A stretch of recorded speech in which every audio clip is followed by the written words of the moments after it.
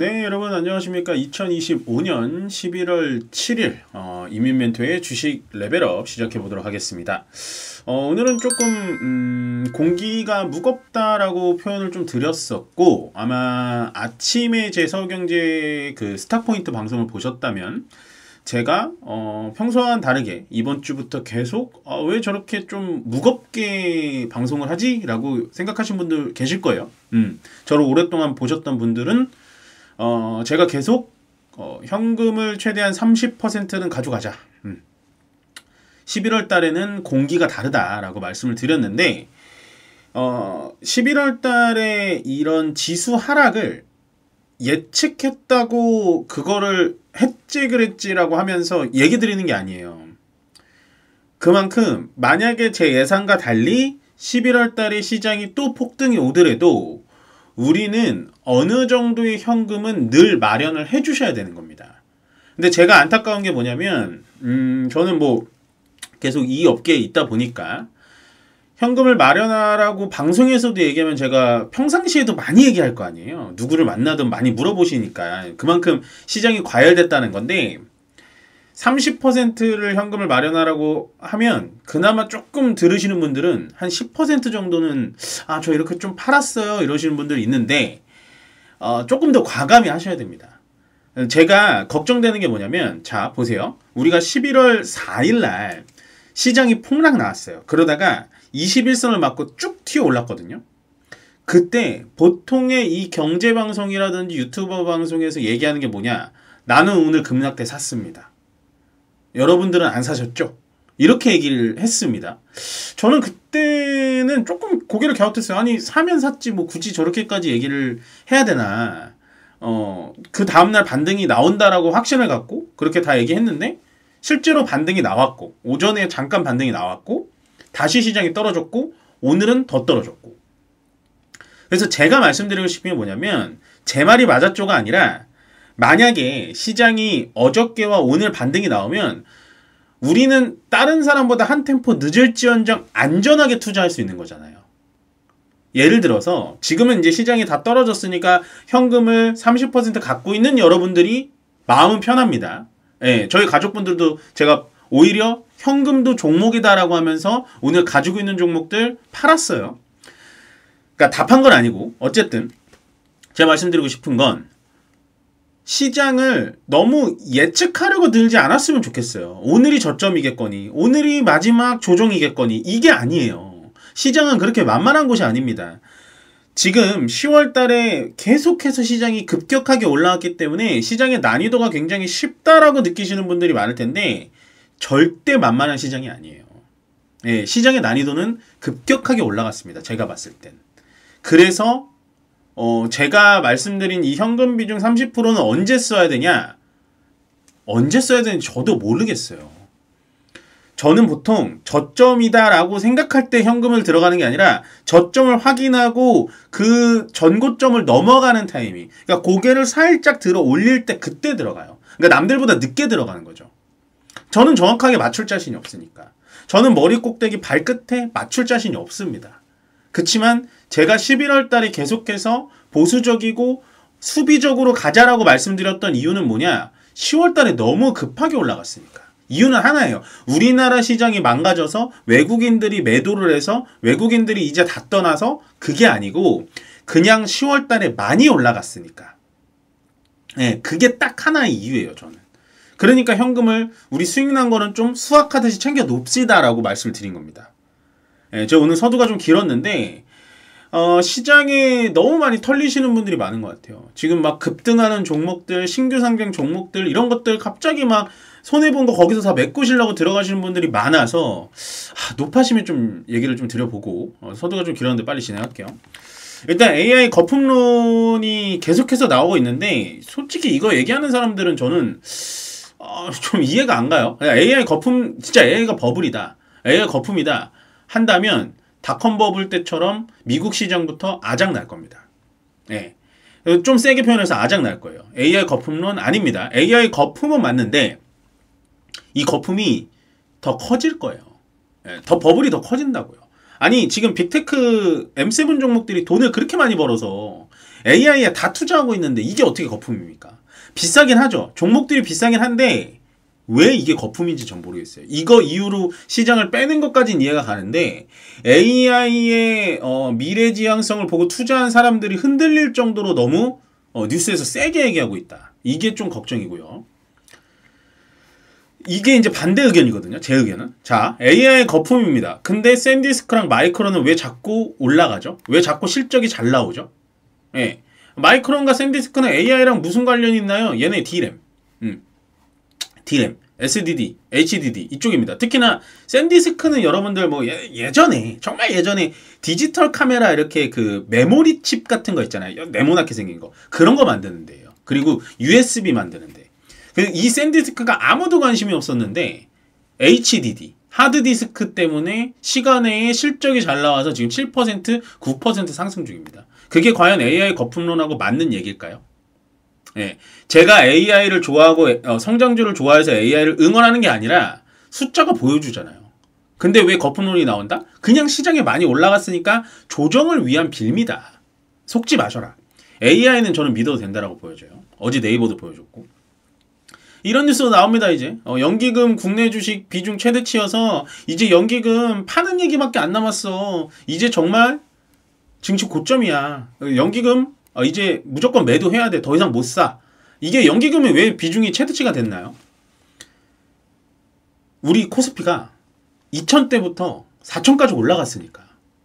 그러니까 연기금이 갖고 있는 주식이 많이 올라갔으니까 비중이 많아진 거예요.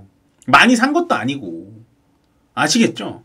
그래서 이런 뉴스, 뭐, 최대치는 맞죠? 뭐, 매도하겠죠, 언젠가는. 그럼 뭔 상관입니까, 그게?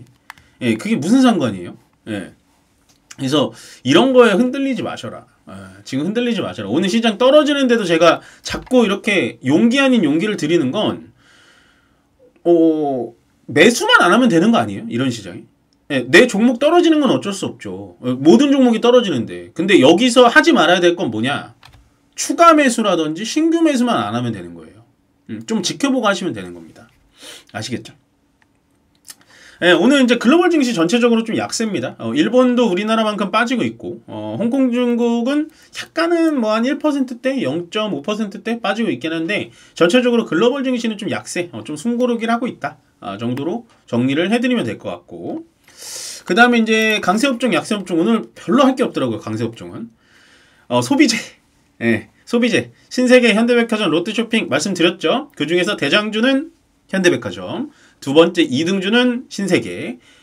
백화점을 나는 조금 보기 싫다라고 한다면 편의점까지는 보셔도 된다. 대신 유통, 마트는 안 보시는 게 좋다. GS 리테일 오늘 7% 급등 나왔죠. 이게 왜 그러냐면 어제 말씀드렸다시피 어쨌든 지금 이 외국인들의 소비 트렌드를 보면 올리브영도 많이 가고 명동도 많이 가지만 백화점 가서 명품 쇼핑도 많이 하고요. 그 다음에 우리나라 편의점이 가면은 별거 다 있잖아요. 일본 놀러 가면 편의점을 가듯이 그런 느낌으로 외국인들이 GS 리테일 되게 많이 간다고 그러더라고요. 예, 실제로 뭐 제가 본 거는 아니지만 그래서 이 편의점 쪽에 대해서도 어느 정도 같이 수급이 좀 붙는 것 같고, 그 다음에 제가 어제 말씀드렸죠.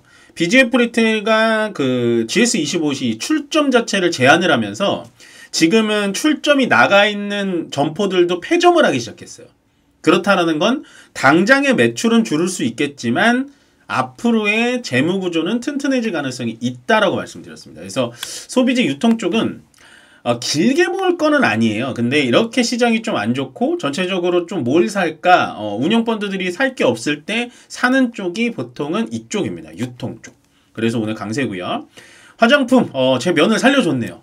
어저께 화장품이 좀 떨어져서 제가 정말 목에 핏대를 세우도록 도대체 왜 떨어지는지 모르겠다.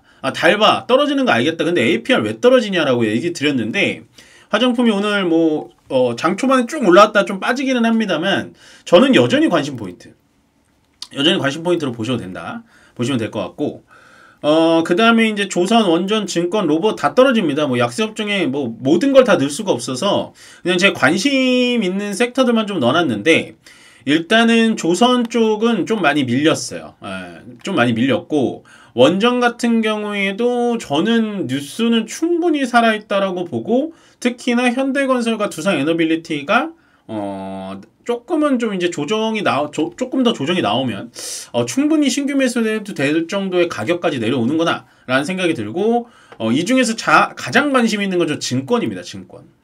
증권이 떨어져주면 떨어질수록 저는 좋다라고 봐요. 왜냐면 연말 가면 갈수록 증권주들은 좋아질 수밖에 없어요. 어제 개념 말씀드렸다시피 4,000포인트로 올라가면서 거래대금도 늘어났고, 결국에는 지금 예탁금도 85조, 거기다가 B2, 그러니까 신용잔고도 25조라는 건 증권업계에서 받을 수 있는 수수료만 해도 얼마냐.